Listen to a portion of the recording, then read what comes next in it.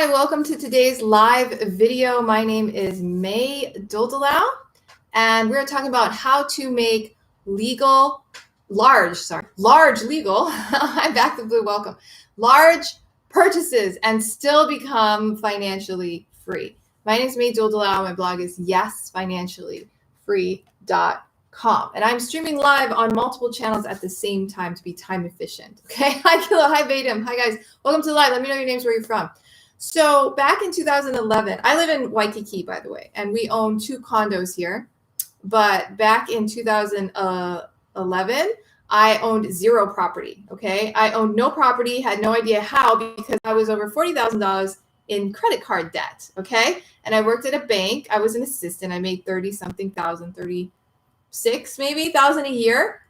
So I was in a lot of debt. Hi, Techberg. Well, hi, Jerry. Welcome. I was in a lot of debt and I wanted to pay it all off, buy property, had no idea how. Okay, but by 2016, I had paid off all the debt. All right, I used financial freedom techniques, which I teach at my blog, but I became debt free, was making almost $500 a month in passive income. And hi, Alicia, welcome to the live. Hi, TM Sam, welcome. And I also improved our family's net worth by $500,000, and I quit my job. So I was working at that local bank I told you already. I quit. My last day was December 23rd, 2016. Okay, and I started being what I really love to do, which is a full-time mother. Part-time, I continued blogging, but I also started coaching clients to do what I did. And I call that program Finance Freedom Mastermind. Okay, so that is my story in a nutshell. And I like to teach people what works in real life. Okay. I love seminars. All right. And I went to tons of them. That's one of the reasons I got into so much debt. I went to like all these seminars. I learned from various gurus, and I love them. They put me in a lot of debt, but I love them. But I noticed something about them. And that's that some people go to the seminar and they cram in all this information, right? And some of them do the work. Hi, Back to Blue. And some of them don't. Now, the difference between me and them was that I actually started doing the financial freedom work. And then I started becoming financially free. Whereas some people I knew who went to the exact same seminar and the exact same days I went, right? And I met them and they're my friends. They did not do the same work and they don't have the same progress in their life. So I was like, how can I make a program? How can I make a coaching program that will actually help people in real life?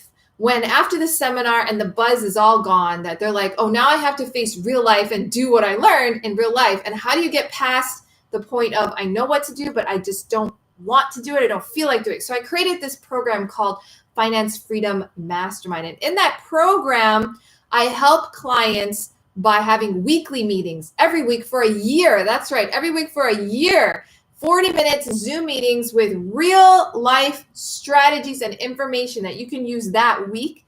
Accountability partners. We have extra meetings on Wednesday if you want to get extra help. If you want to do it and you want support, you want a group to help you, because sometimes, using peer pressure or friends, support groups will help you get to your goals faster. All right. Hi, EG58. Welcome. Let me know where you guys are coming in from. So today, I want to talk to you about something that I talked about in my mastermind with my client, one of my mastermind clients, and that is how to make large purchases and still become financially free. How do you do it a smart way? I know a lot of people who make large purchases and it puts them back. It creates poverty, or it creates, you have to work paycheck to paycheck living. You have to work every day really hard so you can pay your mortgage or for your car, or whatever it is that you're paying for, braces for your kids or yourself, and you don't know how to pay for these things. Okay. So I'm going to help you guys find out, how can you pay for something large like braces or a nice place to live, or a car or whatever else is a large purchase, and still be on track to financial freedom, not lose all your wealth, not lose track of your goals, not fall back into like, I got to work at a job I hate to pay off my bills. I don't want you to be there, and I don't want you to ever be there. So let's talk about it.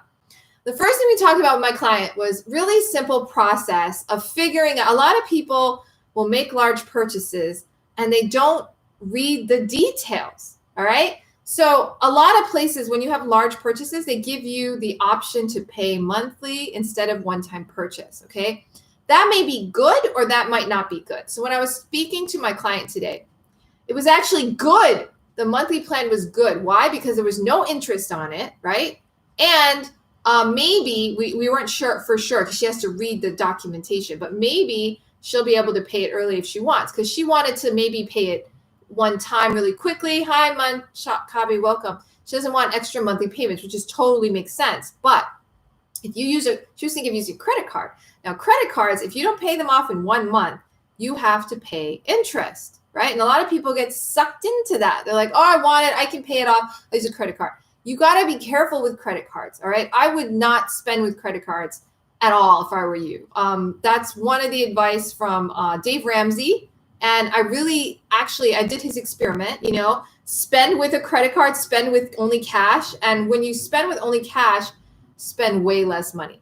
Now, me, I spent like, I don't remember the exact number. It's in my blog post. I'll put it in the blog. Today, I do a blog. Everything I'm talking about today will only be blog posts. So go to yesfinanciallyfree.com to check out the blog post that goes with this video. Now, there will be a link under the video, probably on Periscope. You have to click the link in the profile. Okay, that's the link to my blog. All right. But there is a link there. I will have all the details there, but let's just talk about it for now. So spending with cash, spend way less. My husband spends way less. Like it was like he spends 250% more, something like that with a credit card, like more than double the money he spends with credit card than cash. So for some people, the impact is huge. So I highly recommend you just don't even think about credit cards as an option, okay? Because usually when you're using a credit card, you tend to spend money you don't even have yet. And you don't want to be doing that because that will really set you back, okay? Now, purchase plans. Now, this is great. Like monthly payments that you actually can pay, right? And this works with phones, right? We just got a new mobile phone plan, new mobile phones, which are pretty expensive, right? But mobile phones can be large purchase too.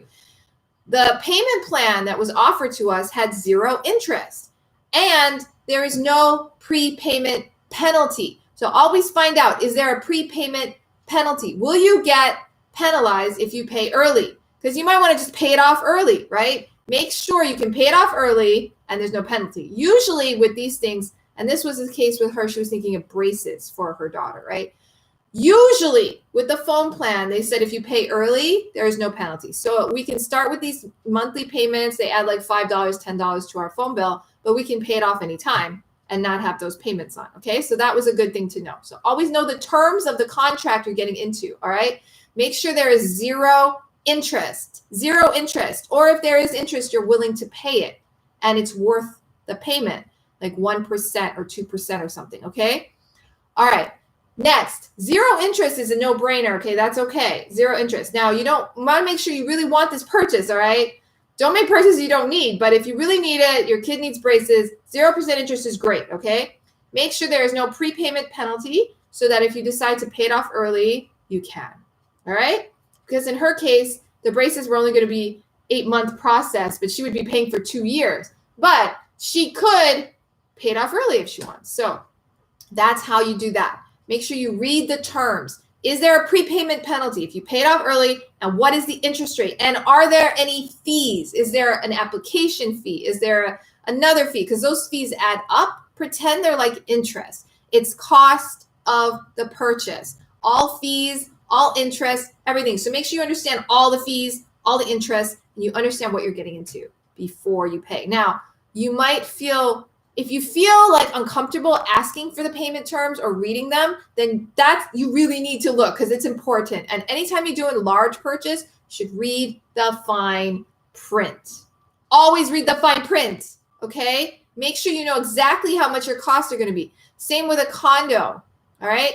We own this condo. We own another one down the street. We bought those condos, all right? And I still don't work a job, guys. I'm still doing what I do, okay? So listen to me. I know what I'm talking about. Hi, Kat. Hi, guys.